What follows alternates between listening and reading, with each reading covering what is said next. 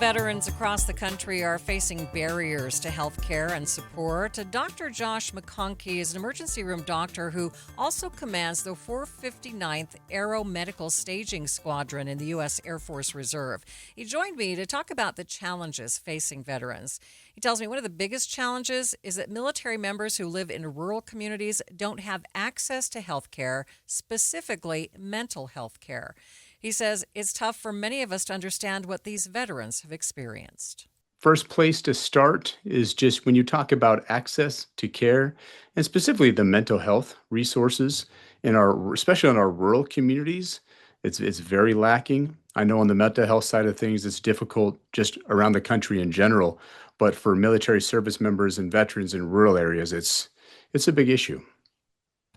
So why, okay, I don't want to say why, but describe for us some of the things that veterans go through that the rest of us can't possibly understand. So for me, so when you talk like World War II and the Korean War, they talked about like the shell shock and combat fatigue. We recognize that now as more post-traumatic stress disorder. And I know for me personally, the coming back home is the most difficult part because when you find yourself in a combat zone, everyone has that innate sense of survival. Like you want to survive, you do what you need to do. You can make that transition to the combat mindset very quickly. But coming home is very, very difficult. And is a good example, a nice illustrative example is 1 minute I'm in Iraq, I'm taking care of, you know, men taking IEDs for this country, blown off limbs, near death, watching their buddy die, and their pain is at a 4 out of 10 scale with no legs. And then 2 weeks later, I find myself in a community emergency department and I'm seeing a pediatric code. It's 2 o'clock in the morning and the baby doesn't do well and the baby dies. And so me and my nursing staff, we're talking with the parents, we're all crying. I walk out of her room and this mother just jumps out at me, starts yelling and screaming, "Why have we been waiting so long?" It's like, listen, we just had a pediatric code. I mean, this is that family's worst nightmare. The baby died. We need some time. And she says to me, "I don't care. We were here first." And her 14-year-old son had an ingrown toenail, and his pain is 15 out of 10. And I'm trying to explain, listen, like 1 out of 10 is it's irritating. 10 out of 10 is you lost all your legs and watched your best friend die. So what's your pain scale? He's like, "Oh yeah, it's 15."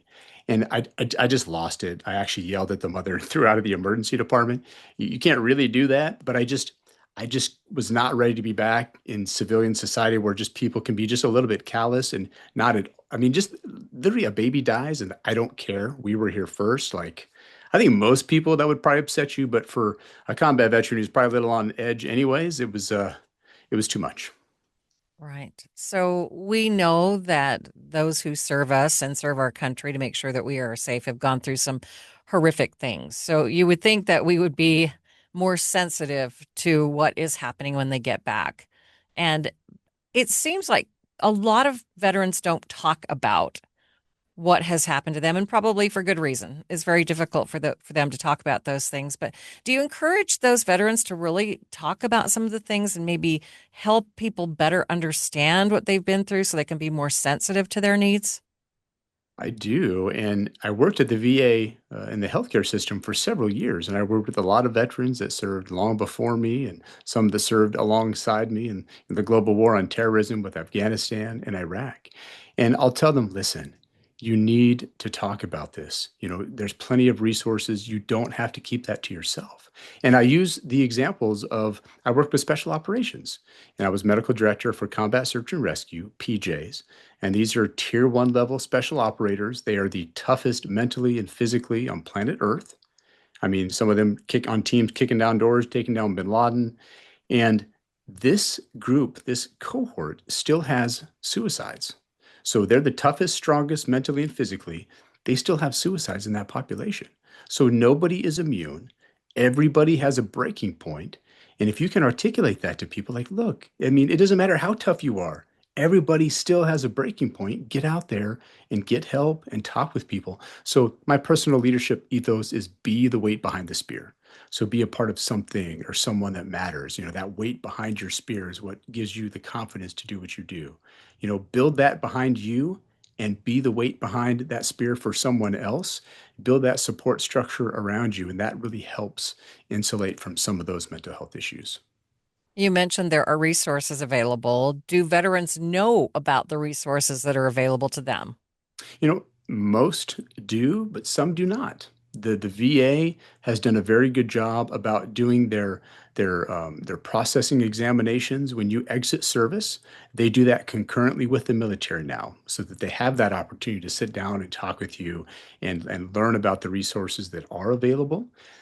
When you get out to some very rural areas, where I'm from, I grew up in rural Western Nebraska, and there's not a VA for oh, 200 miles in any radius. So it's just having access to those resources, and a lot of people don't want to go to some of the civilian hospitals just because they don't quite understand some of the issues, especially with mental health.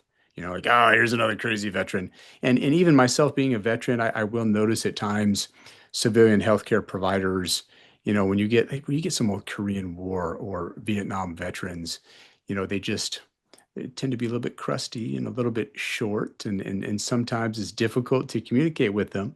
And I could just sit down with these guys and swap some stories, and then we're instantly, just fine. But I know a lot of civilian providers, kind of struggle making that connection and trying to understand those individuals. But, I've got plenty of issues myself, so I can always sit down and chat with those guys. We get along just well. You mentioned the barriers to healthcare. Are the barriers the fact that rural areas just don't have the resources that are needed, or are there also barriers within those veterans that prevent them from reaching out and getting help? Yeah, there's both. That just physical access to care with resources and facilities and providers, that's one aspect. And that other just mental barrier of I'm tougher than this. I'm not going to give in. I don't want to burden anyone else with these problems. I'm just going to deal with it myself. And they end up self-treating with drugs or alcohol. That is a huge contributing factor to the suicide risks, the drugs and alcohol that a lot of veterans kind of fall into. And, those substance abuse, they have good treatment programs, but you have to seek the care. You can't force somebody to do that. I've done emergency medicine for 20 some years, and every single shift you see drug abuse and alcohol abuse issues, and if they don't want the help, you can't make them take the help. So that's a barrier within their own mind that they need to overcome. So, what can be done as a community or in policy as far as lawmakers in really improving the care that veterans get? I think educating just the general population around you, like, sometimes it takes just a little bit more patience. Sometimes it just takes kind of sitting down. And American healthcare is all about metrics and volume and numbers. That isn't always great for some of these types of health issues and mental health issues. So just finding that time, pull up a chair, sit down. I mean, when you're kind of standing over someone and they can see that you're rushed, and especially, I'm an emergency doctor, right? I got 10 people that just checked in. I got to keep rolling. Just show them that you care. Just sit down. Yes, there's 30 people waiting to be seen in the emergency department, but right now you have my total attention. Like, talk to me. Like, well, what can I do to help you out? I mean, just those little things make a difference. But on the big picture with policy and healthcare expenses and budgets, as a military commander myself in FY23, fiscal year 23, I was given 13% of my budget. I mean, run a squadron, like run a hospital. I mean, figure it out. You get 13% of what you're supposed to have. It's incredibly challenging. And so you understand why there's so many difficulties, and sometimes things just don't work out well and there's just not the resources. But the continuing resolutions that we've done, for Congress, for continually for years and years now, we have not had an actual budget and gone through the 12 appropriation bills. I can't even remember when. It might even been a decade. It's just continuing resolution after continuing resolution. It's not efficient, and it really hampers everyone's ability to do their job. And you see the recent government shutdown over 40 days. It's killing people. People aren't getting health care. You've got deployed military families where one member is deployed to Syria or somewhere overseas, and then you've got the one parent at home trying to run the whole ship. And oh, by the way, there's no money in the bank account. That's not helpful. Dr. McConkey is a leading voice on national defense, veterans care, and civilian military coordination.